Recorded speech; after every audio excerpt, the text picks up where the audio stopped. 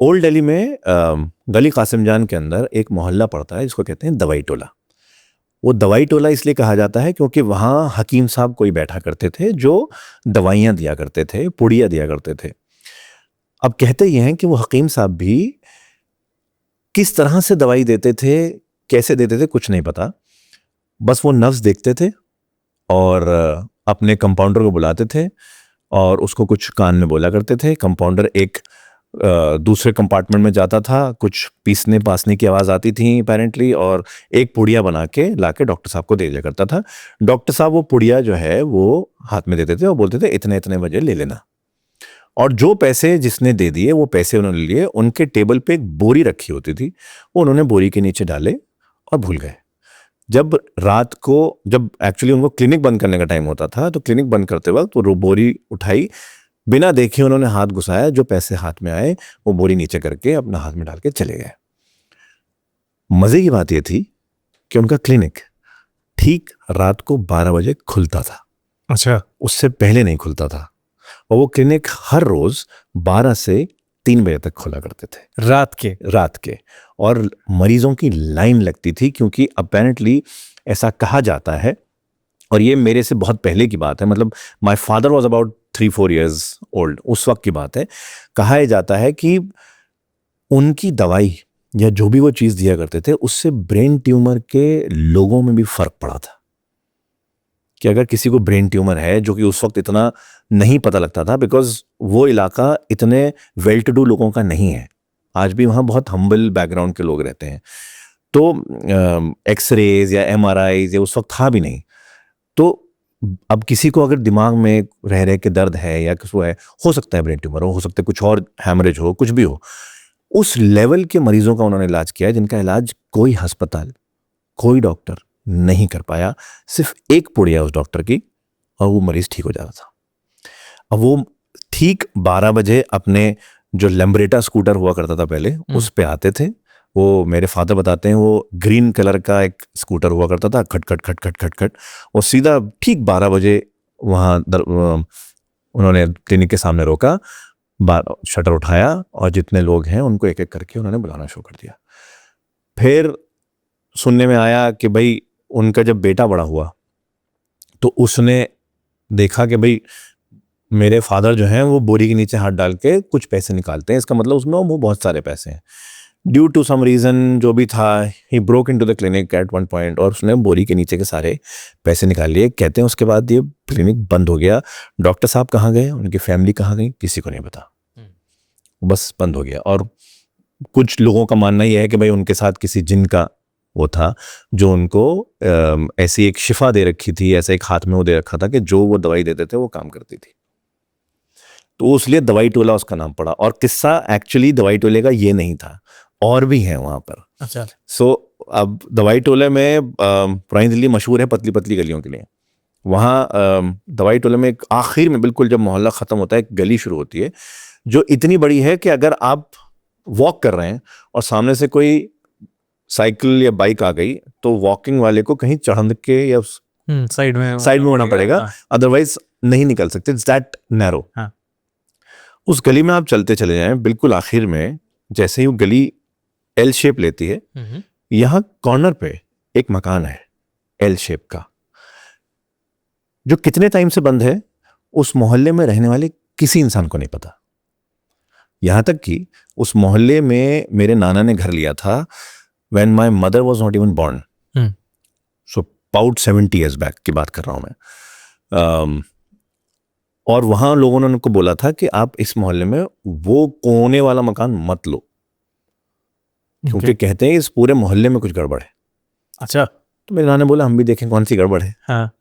क्योंकि मेरे नाना के जो बड़े भाई थे, हाँ। वो तावीज़ दिया करते थे। अच्छा। मतलब ये कहा था कि वो जिनों को कब्जे में करके, जिन जैसे किसी पर पोजेशन हो गया या कुछ हो गया, उसको उतारा करते थे और तावीज़ दिया करते थे। तो मेरे नाना बोले हम भी देखें भाई कौन सा असर है, क्या है। तो उन्होंने घर खरीद लिया। अब वो जो घर है वो उनके खरीदने से पहले से बंद है। सो तकरीबन 80-90 ईयर्स से वो शायद बंद है।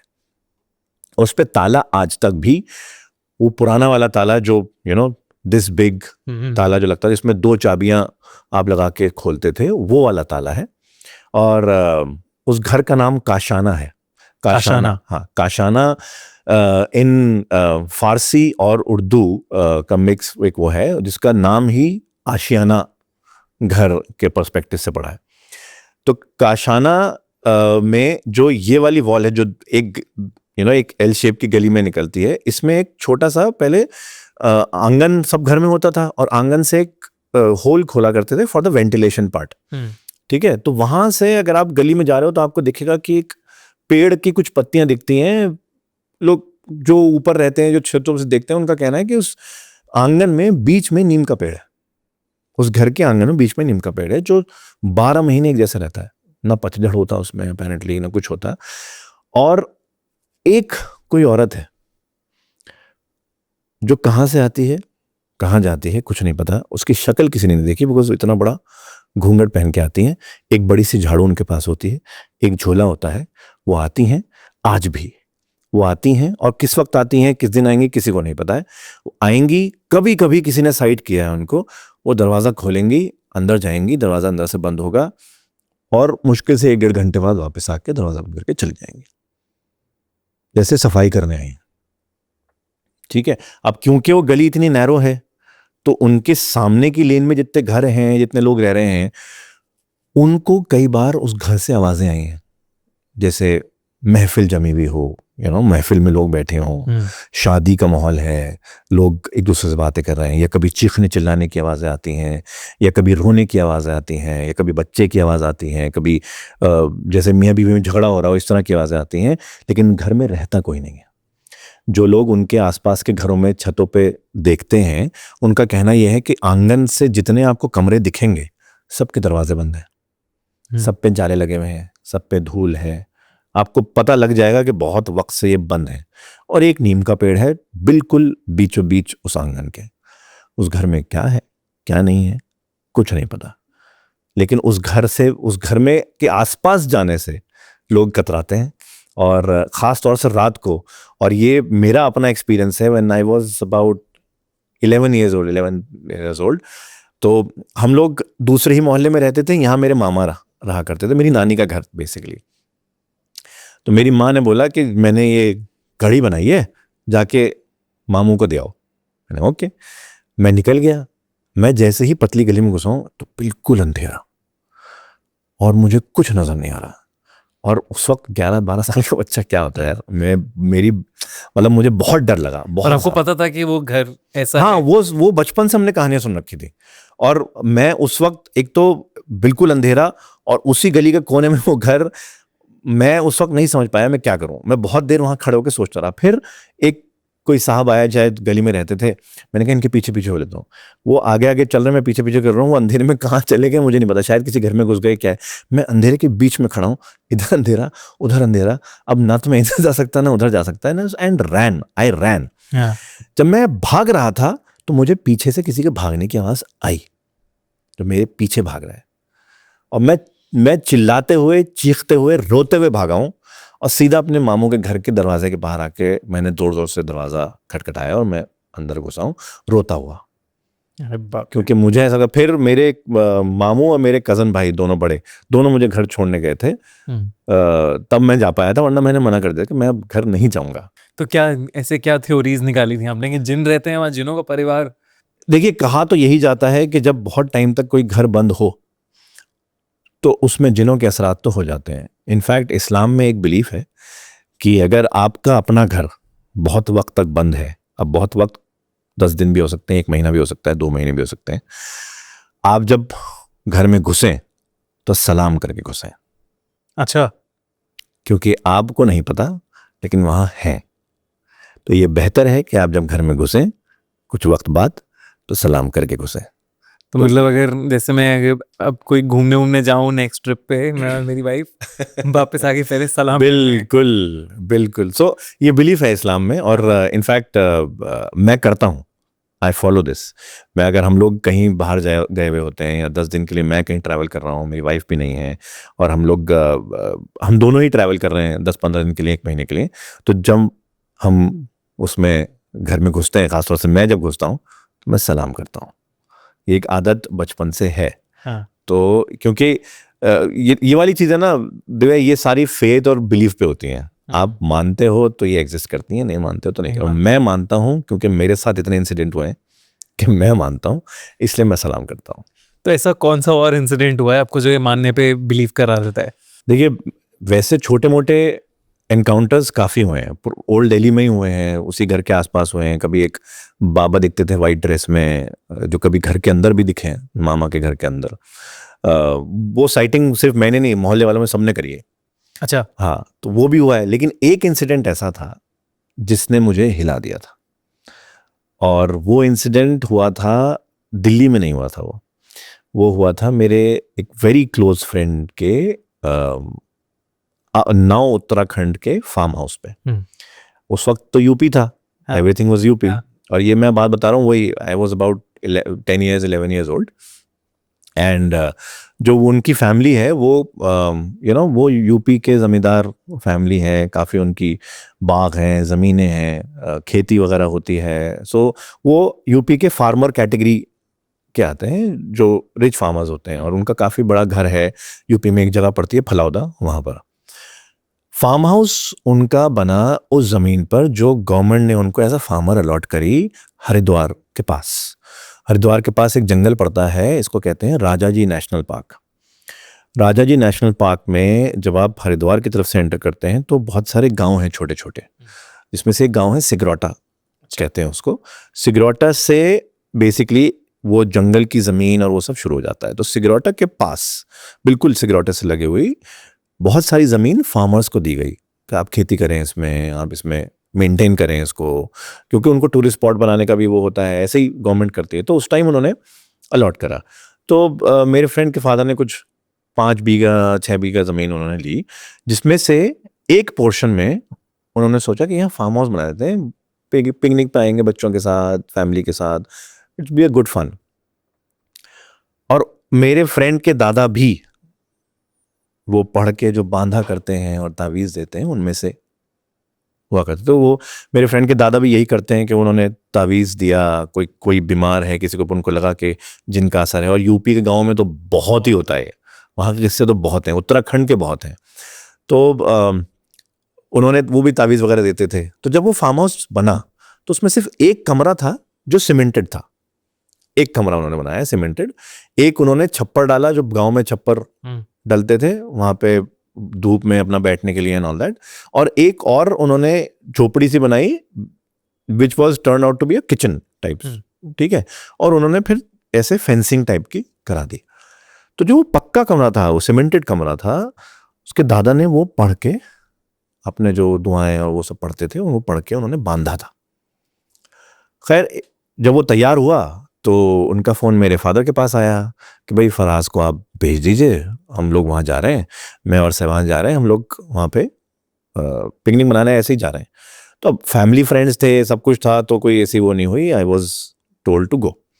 हम लोग मेरठ पहुँचे। मेरठ में हमारी एक जिप्सी तैयार थी, जिसमें खाने का सामान, चूल्हा, लालटेन, और वो पहले गैस के वो आते थे, वो सब लाइट के लिए, क्योंकि जंगल के अंदर ना लाइट, ना बिजली, ना कोई कम्युनिकेशन का साधन। तो हम ये सब सामान लेके पहुंच गए। मैं, मेरे फ्रेंड के फादर और उनके कज़न। वो कज़न ड्राइव कर रहे थे जिप्सी। हम तकरीबन रात को कुछ 9:30-10 बजे के आसपास वहाँ पहुँचे। तो सिगरौटा गांव से जब बाग की तरफ टर्न लेते हैं तो 40 किलोमीटर अंदर आके वो फार्म हाउस था। और फार्म हाउस के राइट हैंड साइड के एज से मेन जंगल शुरू हो जाता था। तो आप जो पक्का कमरा था उसकी एक खिड़की से जंगल देख सकते थे आप। It was that close. खैर पहुंच गए। जब हम पहुंचे तो अपेरेंटली फॉरेस्ट ऑफिसर और उनकी कुछ टीम वहाँ वेट कर रही थी कि भाई वहाँ के विधायक साहब आ रहे हैं, क्योंकि वो पॉलिटिशियन भी रह चुके हैं। तो विधायक साहब आ रहे हैं तो उनका वेलकम करेंगे। तो वो वहाँ पहुंचे हुए, अरे कैसे हैं आप। तो जो खाना 4 लोगों के लिए 3 दिन के लिए गया था, वो एक टाइम पे यूज़ हो गया, क्योंकि इतने सारे लोग आ गए। और खाना बनाया किसने? सिगरौटे गांव से एक हेल्पर आ जाया करते थे, उनका नाम था मनोज नाम था उनका, कि वो आके खाना वाना बना दिया करते थे। खैर साहब कोई बात नहीं। वो खाना ख़त्म हो गया, उस वक्त रात गुजर गई। मॉर्निंग में अंकल ने बोला कि बेटा मैं ज़रा अपने कज़न के साथ रुड़की जा रहा हूँ, हरिद्वार रुड़की जाएंगे, सामान भी लेके आएंगे और कुछ लोगों से मुलाकात करनी है। ठीक है, वो चले गए। तकरीबन दोपहर में मनोज के घर से कोई आया साइकिल पे कि भाई तुम्हारे घर पे तुम्हारी माँ की तबीयत ख़राब है, तुम्हें बुलाया गया है। तो उसने हमसे बोला कि भाई जी मैं बस यूं गया और यूं आया। तो मेरे फ्रेंड ने उसको बोला कि मनोज भैया जल्दी आ जाना अब्बा के आने से पहले, नहीं तो आपको भी डांट पड़ेगी, हमें भी डांट पड़ेगी। कोई बात नहीं, वो भी चले गए। अब आप इमेजिन करें, राजा जी नेशनल पार्क का जंगल, एक छोटा फार्म हाउस, 10-11 साल के लड़के अकेले उस पूरे जंगल में। खैर कोई बात नहीं, बैठे हुए। दोपहर से शाम हुई, शाम से रात हो गई, कोई नहीं आया, ना अब्बा आए ना मनोज आया। बिकॉज मनोज को लग रहा है कि अब तक अब्बा आ गए होंगे, अब्बा को लग रहा है मनोज तो है ही, लेकिन दोनों ही नहीं थे। हम दोनों वहां पर बैठे हुए। थोड़ी देर में पता नहीं क्यों मेरे फ्रेंड ने बोला कि यार कमरे में चलते हैं, बाहर कुछ अच्छा नहीं लग रहा। ठीक है, हम आंगन से कमरे में चले गए, चटकनी लगा ली और बैठ गए। कमरे में जाने के बाद सबसे पहले हमने चारों तरफ मोमबत्तियां जलाई और जो 2 लैंटर्न रखी थी वो जलाई लाइट के लिए। और मुझे याद है कि जिम कॉर्बेट की एक किताब थी जो मेरे फ्रेंड को पढ़ने का बड़ा शौक था, तो वो मुझे नरेट करके सुना रहा है जिम कॉर्बेट के किस्से। ये हमारी कॉन्वर्सेशन चल रही है। जिम कॉर्बेट के साथ तो बड़े सारे किस्से हुए हैं। जी एब्सोल्युटली। तो वो किस्से पढ़ रहे हैं, वो मुझे नरेट कर रहा है, मैं सुन रहा हूँ, मैं बड़े मजे से सुन रहा हूँ। और जिस दीवार से टेक लगा के हम लोग बैठे हैं, उस दीवार पे ऊपर एक गन लगी हुई है। बिकॉज जमींदार हैं, पॉलिटिशियन हैं, गन्स, लाइसेंस गन्स होती हैं सबके पास, तो वहाँ एक गन लगी हुई है। हम दोनों आराम से बैठे हैं कि अचानक जो राइट हैंड साइड से जहाँ से जंगल शुरू होता है, वहाँ से हमें किसी गाड़ी की आवाज़ आई। वहाँ आप इमेजिन करें, एब्सोल्यूट पिन ड्रॉप साइलेंस, इतना कि अगर दूर 2 किलोमीटर कोई एक बॉल भी गिरा दे किसी प्लेटफॉर्म पे तो आपको आवाज़ आ जाए। और इतना अंधेरा कि दूर से जरा सी लाइट भी आपको चमक जाएगी। सबसे पहला थॉट ये आया, कोई लुटेरे बदमाश जो जंगल में छुप जाते हैं, थीव्स एंड ऑल दैट, वो तो नहीं है। तो हमने सबसे पहले क्या किया, सारी मोमबत्तियां बुझाई और हम अंधेरे में बैठ गए। It was a moonless night, कुछ नजर नहीं आ रहा था। मजे की बात ये थी, इतने अंधेरे में पहली बात तो जंगल में कार नहीं चल सकती, तो कार की आवाज कैसे आ रही है, इंजन की आवाज आ रही है, वो कार है ट्रैक्टर है, कुछ नहीं समझ आ रहा था। और दूसरी बात, बिना हेडलाइट ऑन करे कोई कैसे चला सकता है इतने अंधेरे में। अच्छा, तो कोई लाइट नहीं थी? कोई लाइट नहीं थी, सिर्फ आवाज थी। और धीरे धीरे वो आवाज करीब करीब करीब करीब करीब आती रही और हमारी जो है बॉडी शेक होने लगी।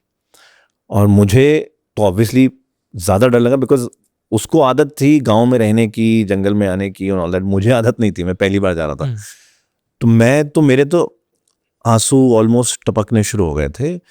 मेरे फ्रेंड ने ऊपर जो बंदूक रखी हुई थी वो उठाई और अपने पास रख ली और शेकिंग हैंड से उसको पकड़ लिया कि ज़्यादा ज़्यादा क्या होगा, मुझे कुछ ना कुछ करना पड़ेगा। और मैं उसके पीछे छुप के बैठ गया और उससे विस्पर होकर बात करने लगा, कौन हो सकता है, कौन हो सकता है। अभी तक भी यही ख्याल था कि कोई बदमाश है, कोई लुटेरे हैं जो आए हैं लाइट देख के कि यहाँ से कुछ लूटने को मिल जाएगा। खैर वो आवाज़ आते आते आते आते साफ हमें सुनाई दी कि वो फार्म हाउस के बाहर आके रुकी। गाड़ी बंद हुई, दरवाज़ा खुला, कोई उतरा, दरवाज़ा बंद हुआ। ये सारी आवाज़ें हमें आ रही हैं और आहिस्ता आहिस्ता वो कमरे के दरवाजे की तरफ आने लगा। और हम बिल्कुल जैसे ये दरवाज़ा है, हम इससे और पीछे होके इस बैग अपनी इस वॉल पे लगा ली। That's the natural reaction. और वो दरवाजे के पास आके रुक गए। फिर वो आवाज़ ऐसे चली और उसने पूरे रूम का चक्कर काटा और हमें आवाज़ पैदल की, पैरों की आ रही है। और कोई नहीं दिख रहा है, कोई नहीं दिख रहा, कुछ नहीं दिख रहा। It was pitch dark. वो पूरा चक्कर लिया। मतलब ऐसा एहसास हो रहा था कि फिजिकल एंटिटी है शायद कोई जो चल रही है, वो भी नहीं हो रहा था। यार देखो, 10 साल 11 साल के बच्चों को आप एंटिटीज फिजिकल वो नहीं समझ में आता। उनको ये समझ में आ रहा है कि कोई है, क्योंकि पैरों की आवाज आ रही है। और पैर जो है जिस चीज पे, जैसे पत्तों पे पड़ रहे हैं या पत्थर पे पड़ रहे हैं, या बिकॉज जंगल की जमीन कोई पक्का फ्लोर तो है नहीं कि आपकी आवाज नहीं आएगी, जिस चीज पे पड़ रहे हैं उसकी आवाज आ रही है और समझ में आ रहा है कि देयर इज समबडी वॉकिंग। और उसने एक चक्कर लिया, फिर दूसरा उल्टा चक्कर लिया, फिर स्पीड बढ़ी, तीसरा चक्कर लिया, as if now that I think about it, as if somebody is trying to enter the room but जगह नहीं मिल रही, उसको कोई जगह नहीं मिल पा रही एंटर होने की। और चारों तरफ से जैसे हम देखते हैं ना कि अच्छा ये दरवाजा बंद है तो दूसरा दरवाजा देखूं, पीछे का दरवाजा देखूं, खिड़की देखूं, हर तरफ से वो चेक करने की कोशिश हो रही थी शायद कि कहाँ से एंटर हो सकते हैं। फिर थोड़ी देर बाद फिर उसके पास आके रुक गई आवाज, दरवाजे के पास। हम बहुत देर खामोश बैठे रहे, फिर दौड़ दौड़ दौड़ दौड़ दौड़ दरवाजा पीटने की आवाज आई। और उस वक्त मतलब you know, I get goosebumps even think about it. उस वक्त लगा कि बस यहीं तक थी जिंदगी, यहीं तक थी जिंदगी, क्या होगा आगे क्या नहीं होगा कुछ नहीं पता। आवाज रुक गई और फिर थोड़ा सा कोई जोर से सांस लेता है तो उसकी आवाज आई। पता नहीं कहाँ से मेरे फ्रेंड के अंदर हिम्मत आई, उसने कांपते हाथों से बंदूक उठा के ऐसे पॉइंट आउट करके बोला, कौन है, बोलो नहीं तो गोली चला दूंगा। छोटा सा बच्चा, इसकी आवाज में कोई दम नहीं, कुछ नहीं, बाहर से। और मैं वो आवाज डिस्क्राइब नहीं कर सकता देवे, मैं उसको मिमिक नहीं कर सकता, मैं उसको डिस्क्राइब नहीं कर सकता, बट हमने सिर्फ इतना, and I am still you know shaking, हमने सिर्फ इतना सुना, ऐसी जगह बैठे हो जहां कुछ कह नहीं सकते, बाहर आओ फिर बताते हैं कौन है। इतनी बड़ी लाइन, इतनी बड़ी line, and I am still you know getting cold thinking about it, because वो आवाज, मैं ये नहीं कह सकता कि वो आवाज इंसानी थी, मैं ये नहीं कह सकता कि वो आवाज डिमोनिक थी, मैं उस आवाज को डिस्क्राइब नहीं कर सकता। और एक सेंटेंस एक आवाज ने नहीं बोला था, आवाज मिड सेंटेंस चेंज हुई थी। अरे बाप रे। हाँ। और उसके बाद तो फिर उसके हाथ से भी बंदूक छूट गई और हम दोनों एक दूसरे से बैठ के बस सिसकियों से रो रहे थे, हमें माफ कर दो, हमें माफ कर दो, ऐ अल्लाह बचा ले, बचा ले। उस वक्त जो कुरान की आयतें, जो चीजें सिखाई थी मम्मी ने बचपन में, सब पढ़ डाली, because that's the natural reaction. आप हनुमान चालीसा पढ़ोगे, आयतुल कुर्सी पढ़ोगे, जो भी आपको आता है वही पढ़ोगे, वही नेचुरल रिएक्शन था। और उस वक्त समझ में आया कि भाई ये कोई मतलब कोई लुटेरा या इंसान टाइप की चीज तो है नहीं। और किस्सा यहाँ खत्म नहीं हुआ, बहुत देर तक वो आवाज ऐसे टहलती रही। और यू नो एक गुर्राना भी नहीं कहूंगा मैं उसको, वो एक व्हेन यू पैंट, जब आप सांस फूलता है आपका, जब आप बहुत गुस्से में होते हो और आप कोई चीज करना चाहते हो, आप इरिटेट होते हो, जब पैंटिंग जो होती है फ्रस्ट्रेशन वाली, वो वाली थी। बहुत देर तक वो होता है ना, उसके बाद बाकायदा दरवाजा खुला है, कोई बैठा है, दरवाजा बंद हुआ है, गाड़ी स्टार्ट हुई है, और धीरे धीरे धीरे धीरे धीरे वो आवाज हो गई। और हम उस वक्त इतने शॉक में थे कि हम एक दूसरे से लिपट के रो रहे हैं, and I think we fainted. Because एक होता है बच्चे को किसी ने मारा तो रोया, बच्चे को लगी तो रोया, बच्चे से खिलौना छीन लिया तो रोया, ये कुछ और था। 2, 10, 11 साल के बच्चे वो चीज एक्सपीरियंस कर रहे थे जो शायद पूरी जिंदगी में लोग नहीं करते। तो हम जो रो रहे थे ना, वो रो भी नहीं रहे थे, वो ऐसा लग रहा था कि हमारी जान जो है वो निकल रही है, सिसकियों में सांस खत्म हो रहा था, ऐसे हो रहा था। और I think because of nervousness, because of BP and all that, शायद हम फेंट हो गए। क्योंकि उसके बाद मेरी आंख खुली, मुझे याद है, और अगेन दरवाज़ा पीटने की आवाज़ आ रही थी, और मेरा और मेरे फ्रेंड का नाम कोई पुकार रहा था, फराज साहबान कोई पुकार रहा था। और मेरी फेंट होकर आँख खुली, मैंने सबसे पहले अपने दोस्त को उठाया और हम दोनों डरते हुए ही गए, पूछा कौन, तो फिर वहाँ से उसके अब्बा ने बोला, बेटा अब्बा खोलो जल्दी से, क्या हुआ। हमने दरवाज़ा खोला और हम उनसे लिपट के जो रोए हैं दिव्या, मतलब वो क्या सवाल पूछ रहे थे, क्या हो रहा था, बस हम सिर्फ रोए हैं। मज़े की बात ये नहीं थी, मज़े की बात ये थी जब रोना रुका, पलट के देखा तो कमरे की हर मोमबत्ती, हर लालटेन जली हुई थी, जो हमने खुद बुझाई थी, वो सारी जली हुई थी। और उनमें से किसी ने नहीं जलाई थी, क्योंकि अब्बा और उनके फ्रेंड जो हैं वो हमें चुप कराने में लगे हुए थे। ऐसा तो नहीं था, बहुत सारे लोग थे, 2 ही लोग थे और हमें चुप कराने में लगे। उनके फ्रेंड ने मुझे अपने पास बिठा रखा था, मुझे गले लगा रखा था, सेबान के फादर ने उसको गले लगा रखा था और हमें प्यार से वो चुप कराने की कोशिश कर रहे हैं। बट लालटेन और मोमबत्ती सारी जली हुई थी। और किस्सा यहाँ भी ख़त्म नहीं होता है। उस वक्त हमने जब उनको बताया तो पहला ख्याल आया कि बच्चों शायद तुम्हारी आंख लग गई थी, हो सकता है तुमने ख्वाब देखा हो। पर 2 लोग सेम टाइम पे सेम ख्वाब कैसे देख सकते हैं, पहली बात। दूसरी बात, उस रात किसी तरीके से वो रात गुजरी, सोया तो कोई नहीं, वो रात गुजरी फर्स्ट रे ऑफ लाइट में। सारे के सारे हम मिल के टूवर्ड जंगल गए थे ये देखने के लिए, क्योंकि जंगल का जो रोड भी नहीं कहूँगा मैं, जो भी रास्ता है वो मिट्टी से भरा होता है, वो घास होती है, मिट्टी होती है। तो अगर कोई कार उसमें चल रही है, कोई ट्रैक्टर चल रहा है तो निशान होंगे। एक टायर का ट्रैक नहीं था, ना तो फार्म हाउस के बाहर, ना जंगल के आसपास, ना जंगल के अंदर। ठीक है, कहानी यहाँ भी ख़त्म नहीं होती है। हम एक दूसरे डिस्कस कर ही रहे थे कि अचानक सिगरौटे गांव की तरफ से कार आती है।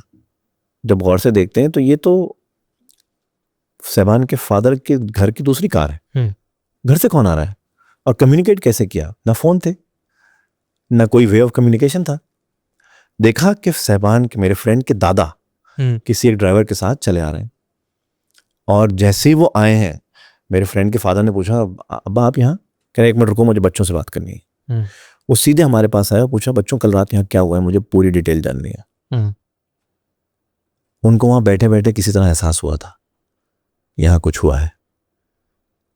और उन्होंने, जो मेरे फ्रेंड के फादर थे, उनको बोला कि बच्चों को लेके वो फौरन वापस जाओ, ये इस कमरे में थे तो बच गए, ये कमरे में नहीं होते तो नहीं बचते, बच्चों को लेके फौरन वापस जाओ।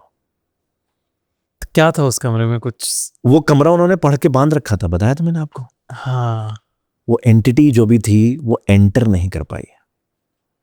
बाप रे। अगर हम बाहर आ जाते तो आई डोंट नो क्या होता। फिर उन्होंने, उनके दादा ने पूरा फार्म हाउस पढ़ के बांधा था। वो फार्म हाउस आज भी एग्जिस्ट करता है, फैमिलीज आज भी जाती हैं। आप गए दोबारा? मैं 3 बार जा चुका हूँ उसके बाद। Never experienced anything again. In fact अब तो और भी लोगों के फार्म हाउसेज वहाँ पर बन गए हैं, काफ़ी डेवलपमेंट हो गया है। जंगल में भी थोड़ा सा एक जो नोमैड्स होते हैं जंगल के अंदर रहते हैं, ये फॉरेस्ट ऑफिसर्स हैं जो जंगल के अंदर रह के मॉनिटरिंग करते हैं, उनके लिए भी एक पगडंडी टाइप की बना दी गई है कार के लिए। वो सब चीज़ें हो गई हैं, पर उस वक्त कुछ नहीं था। अब तो वहाँ पे इनफैक्ट जियो के सिग्नल भी आते हैं वो तक भी हो गया है। बट उस वक्त कुछ भी नहीं था, क्योंकि उस वक्त तो देखिए मोबाइल फ़ोन ही नहीं थे। Mobile phone did not exist at that. I am talking about what 92 93। काफी लंबा टाइम। या तो जब वो एग्जिस्ट नहीं करता था, बिजली नहीं थी वहां पर किसी सूरत, कुछ भी नहीं था, तो किसी तरीके से कम्युनिकेट करना, यहां से उन दादा के पास कम्युनिकेशन पहुंचना वाज एब्सोल्युटली इम्पॉसिबल। बट ऐसे क्यूरियोसिटी हमेशा, मतलब आज भी होगी? हमेशा है। और आज भी जंगल में हम जब जाते हैं, मैं और मेरा फ्रेंड, जब लास्ट काफ़ी वक्त हो गया, मसरूफियात ऐसी हो जाती हैं, बट जब भी लास्ट हम गए थे तो हम जंगल के घने एरिया में ज़रूर जाते हैं पैदल। शायद क्यूरियोसिटी में कि भाई कौन था कौन नहीं था पता तो लगे। बट ऑब्वियसली उसके बाद कभी एक्सपीरियंस नहीं हुआ। बट ये एक इंसिडेंट है विच शुक मी टू द कोर। और अगर मैं बिलीवर नहीं था, आई डोंट नो मैं था उससे पहले या नहीं था, क्योंकि ऐसा कुछ हमने सिर्फ सुनी थी कहानियां पुरानी दिल्ली की अपनी, वो सुनते हैं बच्चे, इग्नोर करते हैं, but this made me a believer. मतलब ऐसा बिलीवर कि मतलब आज भी मैं इन सब चीज़ों पर यकीन करता हूँ कि जिन होते हैं, स्पिरिट्स भी होती हैं, असरात भी होते हैं लोगों पर, अच्छे बुरे जिन सब होते हैं। और किसी के साथ क्या किस तरीके से बिहेव करेंगे, कैसे करेंगे, ये तो कुछ कह नहीं सकते। कुछ नहीं कह सकते। सो ये एक इंसिडेंट है जो शायद मेरी हॉरर लव फॉर हॉरर का एक बुनियाद बनी है। बिल्कुल। आई थिंक वो दिमाग इतना क्यूरियस हो जाता है कि क्या था वो, उस चक्कर में आप अलग चीजें और एक्सप्लोर करने लग जाते हो। एब्सोल्युटली। इनफैक्ट मतलब आप फिर एक्सप्लोर भी नहीं करते, आप पढ़ना शुरू करते हो, आप लोगों से बात करना शुरू करते हो, आप इन सब चीज़ों को थोड़ा और शायद महसूस करना शुरू करते हो। क्योंकि होता क्या है ना, माइंड हमारा इतना वियर्ड चीज़ है कि जिस पे आप बिल्कुल बिलीव नहीं करते ना, वो शायद आपको कभी एहसास भी नहीं होगा। लेकिन आप उस पर अगर थोड़ा सा, मैनिफेस्टेशन क्या चीज़ है? करेक्ट। मैनिफेस्टेशन यही है, आप जब तक बिलीव नहीं करोगे मुझे मिलेगा, तब तक वो नहीं मिलेगा। इसी तरह से फेथ भी है।